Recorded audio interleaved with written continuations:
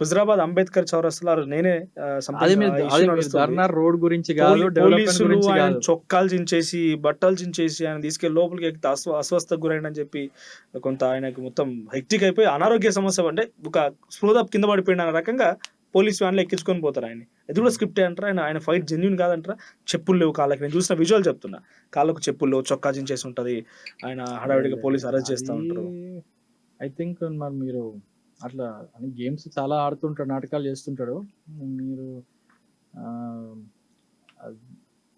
అది పాతది కావచ్చు మీరు చెప్పేది. అంటే ఈ గవర్నమెంట్ లోనే ఇక అతను ఎమ్మెల్యే అయిన తర్వాతనే ఏంది అది ఇన్సిడెంట్? నేను హుజరాబాద్ అంబేద్కర్ చౌరస్తాలో ఇష్యూ అనుకుంటున్నా.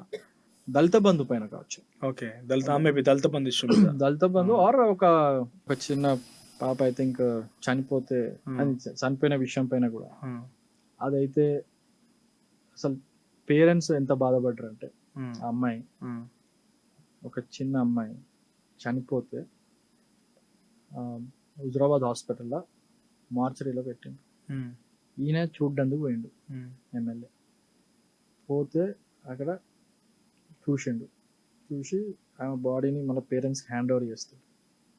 పేరెంట్స్ మార్చరీ నుంచి అక్కడ వ్యాన్ల వాళ్ళ ఇంటికి తీసుకుపోవడానికి వ్యాన్లో ఎక్కిచ్చే టైంలో మీరు నమ్మరు, ఆ వీడియోలు ఉన్నాయి, పట్టుకుంటాడు ఆ అమ్మాయిని, స్ట్రెచ్చర్ దాన్ని పట్టుకొని వ్యాన్ వరకు పోతారు. టకాన్ని తీసుకొని అంబేద్కర్ చౌరస్తా ఉరుకుతాడు బాడీని పట్టుకొని. అతను వాళ్ళ కార్యకర్తలు. పోలీసు వాళ్ళకి షాక్. అక్కడ ఉన్న అమ్మాయి తండ్రులు పాపం చిన్న అమ్మాయి 10th క్లాస్ అమ్మాయి చనిపోయిన బాధలు వాళ్ళు ఉంటే వాళ్ళ బాడీ వచ్చి వెనుకొస్తున్నారు. నేను ఎమ్మెల్యే ముందున్నాడు. తీసుకొని అంబేద్కర్ చౌరస్తా ఉరుక్కుంటా ఆ బాడీని పట్టుకొని. శివర్ రాజకీయం ఎంత చిల్లర అంటే అసలు ఆ రోజు కంప్లీట్ హుజరాబాద్కి అర్థమైందండి. ఇంతకంటే దిగజాడు రాజకీయం ఏ ఎమ్మెల్యే చేయడు. అందుకే నేను చెప్తున్నా ఇండియాలో ఇట్లాంటి ఎమ్మెల్యే ఉండడం చెప్పిన కారణం అదే. నాకు కౌశిక్ రెడ్డికి వ్యక్తిగతంగా ఏముంటుందండి? నాకు వ్యక్తిగతంగా ఏం లేదు కౌశిక్ రెడ్డి పైన. నాకు అతను నాకేం అవసరం.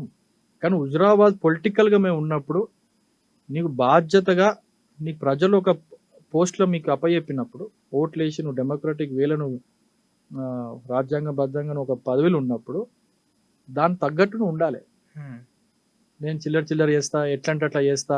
సరే, ప్రతి వీడియో వెనుక ఒక కాన్సెప్ట్ ఉందంటారు. ఖచ్చితంగా ఉంటది. ఆ వీడియో తర్వాత ప్రజలందరూ అసహించుకుంటున్నారు.